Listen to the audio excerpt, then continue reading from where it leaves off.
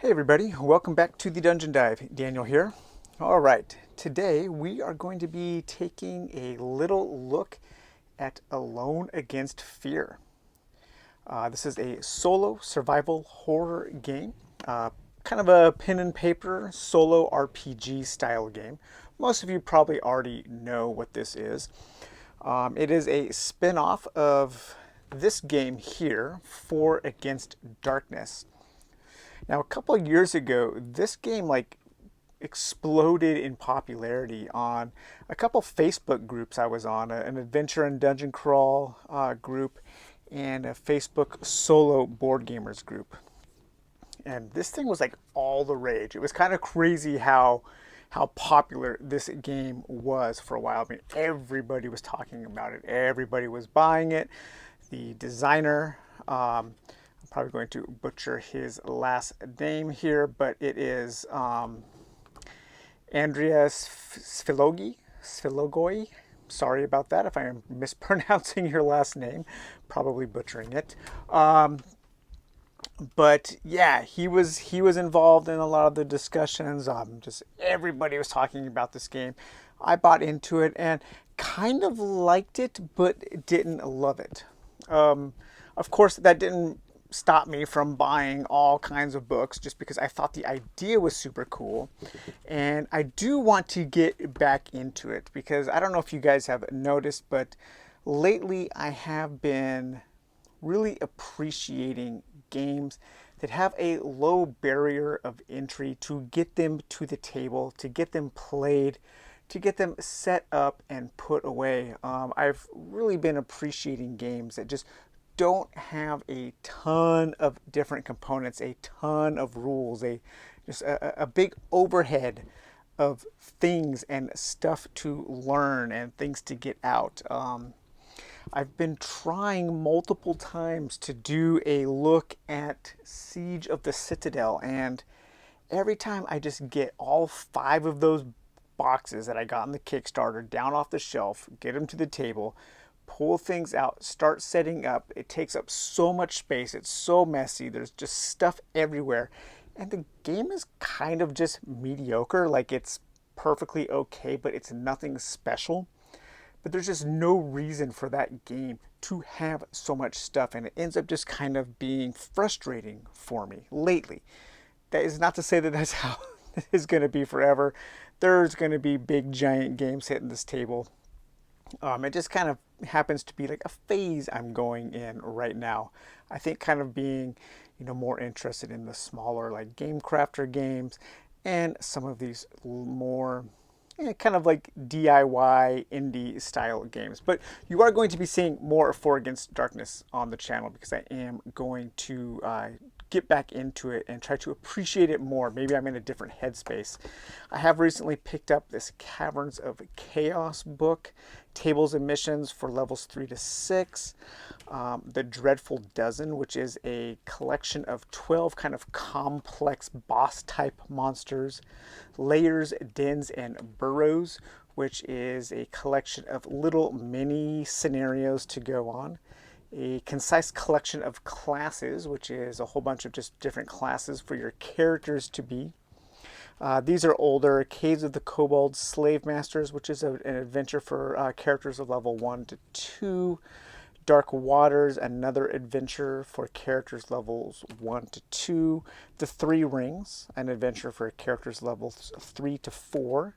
For Against the Abyss, which is a kind of a supplement to take your games from level 5 to 9 with all kinds of new things. A little Arthurian quest. This uses the rules but slightly alters them. This is the one for Against Darkness that I'm really interested in trying. It's a pretty hefty kind of paragraph dungeon crawl, a little more adult orientated. This is called Breachers of the Bone Belfry, a horror adventure for Against Darkness for dead characters of any level. What's really cool is with this adventure, you actually play this adventure with characters from other adventures who have already died, and it's their adventures through kind of the through hell and the afterlife and that kind of stuff. So that sounds really cool. I'm fascinated by that. But so that was For Against Darkness. Alone Against Fear as the name suggests, is a spinoff, and it is also a solo game. So in 4 Against Darkness, you are playing a party of heroes, of 4 heroes. And that's one of the reasons why I didn't love it as much as I thought I was going to, is having to control a whole party of heroes. I was never really that invested in any one hero. But with this game, with Alone Against Fear, you are playing one guy or one gal, and you are in a town, and you are trying to figure out what is going on in this town. These supernatural events are happening, and you don't know why. And you are traveling throughout town, having encounters, and ultimately what you want to do is you want to close 7 of the Hell Gates. I believe that's what they're called. Yeah, Hell Gate, not Hellmouth. Not to be confused with Buffy. But that is what you are trying to do in this adventure. And I'm trying to find... there's my character sheet. I've played 1 adventure and I've closed 1 Hellgate so far, and I had an absolute blast. It was so easy to get set up, to get going. There are a few little rules issues, which is kind of odd given that the designer has been with this game for some time and the rules are relatively simple. Just some weird little things that shouldn't be a problem, but they are. I've kind of marked a few of those in here, but this game is super fun. I like this game a lot, and this is the little background here. All hell breaks loose. No one knows for sure how it started. Maybe some occultists played with forces they could not control, or maybe the end times are really upon us. All you know is that there are monsters and madness in the streets. All communication systems and media have broken down. No internet, no mobile phones, no TV. Some people say there's a community of survivors just out of town. Others say these communities are just traps and are as infested by demons and zombies as the city streets. You need weapons, food, water. Driving is not safe. Moving in the streets attracts the attention of the horrors, and there are gremlins who apparently can control vehicles and cause them to crash, so you'll have to walk. All you have is your wits, a weapon, and a desire to stay alive. So really what this game simulates for me are the early days of kind of console video game survival horror games, like the original Resident Evil, maybe up to Resident Evil 2, especially a game like Silent Hill 1 or 2. But mostly what I get the feeling of are the weird kind of survival horror games that were out on consoles like the Dreamcast, like Illbleed. For some reason, this game totally gives me the feeling of Illbleed and of Blue Stinger. Kind of these like B-grade survival horror video games that were kind of awkward and weird, but that awkwardness and that weirdness added a level of charm, added a level of just kind of bizarreness on top of the horror, and made it all the more memorable. And so when I'm playing this, I really do feel like I'm playing a pen and paper version of a game, especially like Illbleed or Blue Stinger. So the game is very simple, and that's one of the reasons why I like it so much. You have a character sheet that you're going to be creating, and to create a character, it is super easy. You pick a name. So my name of my character right now is Barry Bobby Burnside. You get a certain number of sanity and life. I think you get 8 of each, and then you get 3 points that you can distribute among those. So I have a 10 sanity and 9 life. You're also going to be, throughout your adventure, you're going to be earning XP for defeating monsters and traps and that kind of thing. You're going to get 2 skills, and you're going to get, I think, 2 rolls on these item charts. So you're going to start with up to 4 items and 2 skills. The skills that I have right now are Faith, so I can attempt to turn vampires, kind of like turning undead, but for vampires. And I am Slippery. That allows me to escape from monsters more easily. I also, on my first adventure, I discovered 2 arcane skills, which are kind of like magical skills, kind of like spells. One of them is very useful. I learned how a gate arcane, which allows me to close the hell gates, and that is the overall goal of the entire campaign. You want to close 7, and I have closed 1 so far. and I learned exorcism. And I learned both of those by reading certain books throughout the game. And then I have a few items. You want to keep track of how much food you have, because as you move throughout town, you're going to have to eat food to survive. Sometimes you can trade food with other survivors for other resources. Sometimes you can like throw food out to some wild, crazy animals to get them to not fight you. You can also keep track of how many candles you have and what books you've read. There are a variety of different books within the game to read that all have different effects. So far I have a holy symbol. I called it, it's a cloth talisman that I carry with me. I have a lighter. I did start with a backpack, which allows me to carry more items and more food. I have 2 knives. I have some art materials. I have no idea what those are for. I have a crescent-shaped silver amulet. It gives me a +1 escape versus werewolves. And if I find a smelter somehow, somewhere in this town, I can melt that down to make silver bullets, which is cool. And I also have 2 vials of holy water, which is going to do 2 damage to demons or undead that aren't zombies. And then I also have a pistol with 4 shots left. So that is my character. It's very simple. And like I said, creating a character takes a matter of minutes. You're just going to give your character a name. You're going to create a mental image of him or her. 2 statistics, sanity and life. 2 skills of your choice. I actually rolled on the random skill generator table back here just because I thought it would be more fun to have random skills.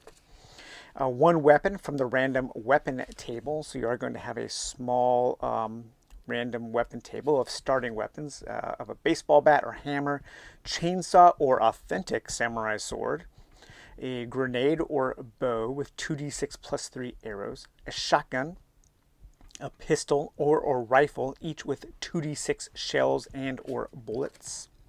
And then you're going to get 1 item from the random objects table and 1 item from the useful stuff table. And that's it. That's how you create a character. Very easy. The game goes over what your sanity and life means. As you lose those, of course, you ever get to 0 in each, you are going to die. There is a chance where if you're going to lose 1 or 2 life or 1 or 2 sanity, you can keep that and then roll on the persistent injury charts. So, if you're getting low on health and you want to stay alive, you can trade basically an injury for some health. So you can get a facial scar, impaired arm, eye damage, limping, brain damage, or crippled arm. And each one of those is going to have some negative impacts on your character. And if you're getting low in sanity, you can save some sanity by taking some insanity damage, and you can become paranoid. You can have an eating disorder, absent-mindedness, phobic, overconfidence, or shaky. So that's kind of a cool choice there that you are going to have to make throughout the campaign. As you gain experience, you can trade those experience for new skills from the book. You can just straight up buy them. You can buy enhanced versions of skills you already own. And there are also times throughout your adventure that it's going to say, like, if you have 2 XP, you can spend it now to get this. So that is another cool choice that you have to make while you are playing, how you want to spend your XP. And you're going to have a certain encumbrance where you can have up to over a certain number of items. Here's all of your skills that you can pick. You can be agile. You can have a bow skill, dodging, fighter, good shot, faith, strong grip on reality, an investigator. That seems like a really useful one for finding clues. Strong, a vampire hunter, all kinds of really cool skills. And then these are the arcane skills that you can't learn from the beginning of the game, but you have to meet certain requirements or certain times throughout the adventure. You will be able to learn these. And these are more like spells, magical skills. And then you have your random objects table, which is a D66 roll. These are all things that you can find while you are out adventuring. And you also have another useful stuff table, which is another D66 table of other things that you can find. And then there's a pretty easy combat system. The monsters are going to have a level, which is an L, like L2, L3. And you roll a D6. You add or subtract any modifiers. Then you divide that number by the level of the monster, and then the answer of that is how many hits you do, and then you look at your weapon to see how much damage it does per hit, and so on. Sometimes you will fight groups of monsters that only have one hit point, to where each hit is going to kill a monster outright. And then if you don't kill all the monsters are going to do their damage back to you, which you can try to dodge. You do have to keep track of ammo, but it's pretty easy, just little check marks and that kind of thing. The basic rules say that anytime you roll a 6, that does explode, so that also does have exploding dice, so you are going to have to, you can keep track of that to do more and more damage. Sometimes you can be surprised, and you can also try to escape from combat. And some of the monsters will have special effects that they will do, and all of that is detailed in the game. And the way the game works is basically you're going to have this map here, and you're going to pick an area of the town. This map represents the town that you're going to be moving in. And on each turn, you are going to be moving into an adjacent sector of that town. You are going to be rolling on charts to find out what you find in that town. Usually you're going to roll on one chart that's going to tell you to roll on another chart. Then you're going to roll on that chart, and you kind of keep diving down into detailed charts until you're done rolling and you figure out what you have found. For example, I entered the town here. In my story, I was saying that I was traveling in California. My character, he was leaving from Fresno, California, traveling down to Southern California to Pasadena to interview, to work at the Pac-Man arcade, like one of the best arcades in the world at Pasadena. I set this game in like the mid '90s in California, and the supernatural shit hit the fan as I was passing through Tulare, California, and so my game is taking place in Tulare, California. But I entered the town here, and I moved north, and then I moved west, and then south here, and I found like a toxic dump here where I had to, if I didn't have a respirator, I was going to take some life. I moved into here and went through the sewers and had to fight a giant rat.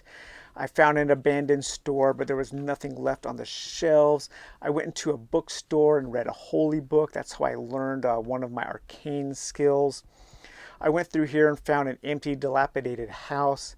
Then I found a house where there were some helpful people, but they ended up being possessed, and I had to fight them.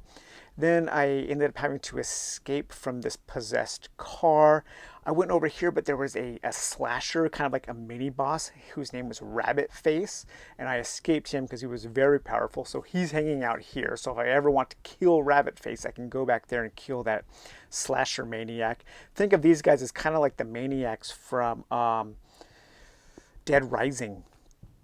And then I went down here. I found an art school. That's where I found those art supplies.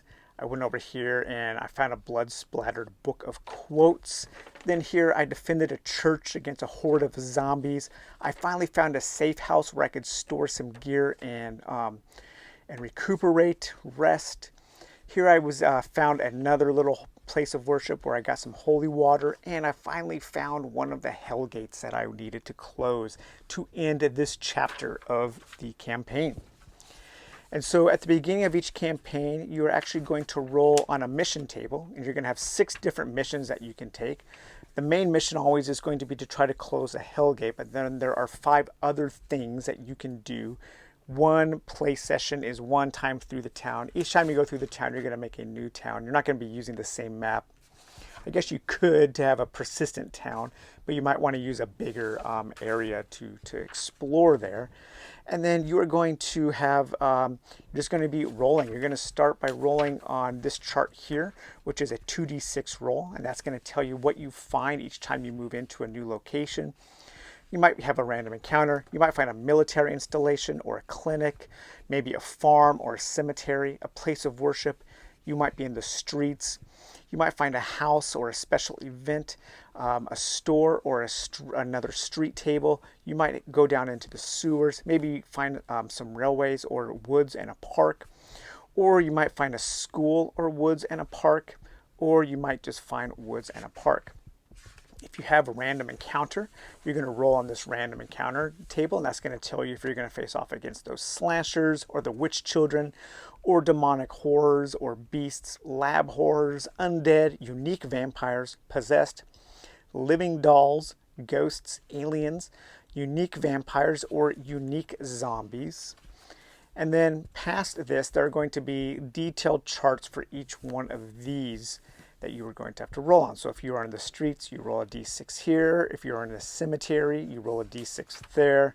You've got your different houses that you can find, your different clinics, your places of worship, your military installations, your farms, your haunted houses, your stores, sewers, railways, schools, and you can find your children's stuff, children's things, which are like creepy dolls and sketchbooks, rubber masks, jack-o'-lanterns. When you go to the woods, you can discover a werewolf, or you can maybe a safe area. And then you also have these special events, which are going to be more detailed encounters that you might encounter, like a blood-spattered random object from either the random object table or the useful stuff table. You may ignore it or pick it up. If you pick it up, you have to go to one of these special events, and the special events are really cool. They're like more detailed and more elaborate encounters. Then you get into your monster counters here for all of your beasts, all of your undead, all of your possessed, your demonic horrors, your slashers, your lab horrors, your witch children, your living dolls, your aliens, your ghosts, your unique zombies, and unique vampires. So these are like more detailed creatures, more dangerous creatures that you can face off against.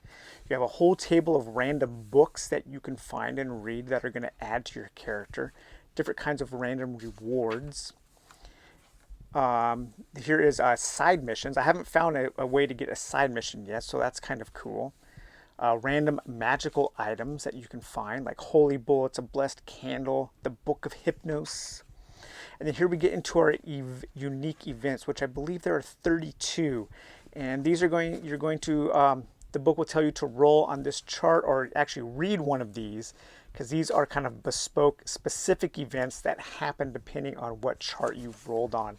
You can find a dude named Pighead, Pighead's farm, a possessed car, the fluid, different kinds of like crazy fluid you might find.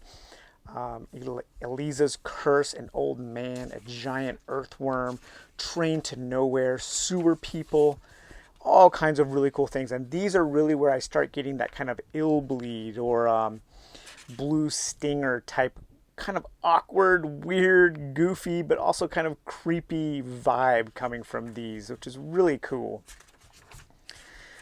So yeah, that's what you're going to do on a game. You're going to go out, you're going to take a mission, you're going to explore the town, looking for items, maintaining your food, your candles, your the books that you've read, watching how much ammo you have, keeping track of your weapons, and trying to survive long enough to find one of those hell gates and close 7 of them. When you die as a character, you can roll up a new character and continue on that campaign, or you can start the campaign from scratch. When your character dies, there's an optional role to have that character become like one of those slasher guys, to become kind of a mini boss that is maybe protecting your gear, and so your new character can go and kill your previous character after he's or she has become possessed or something, and then you can get that gear from your old character. There is one supplemental adventure out now, and I'm really looking forward to diving in. It suggests that you play with a character who's been through a couple missions in the base book already, but this is kind of a more detailed paragraph, choose your own adventure style exploration scenario, where you are also going to be moving through a village of the living dolls, and it's kind of a hex crawl. So after my character, Barry Bobby, after he survives another 2 or 3 adventures in the base game, I am going to switch over to this village of the living dolls and start the hex crawl. And at that point, I will be back with another video for Alone Against Fear. So, all right, guys, well, I hope you enjoyed this video, and we will talk to you later. Bye-bye.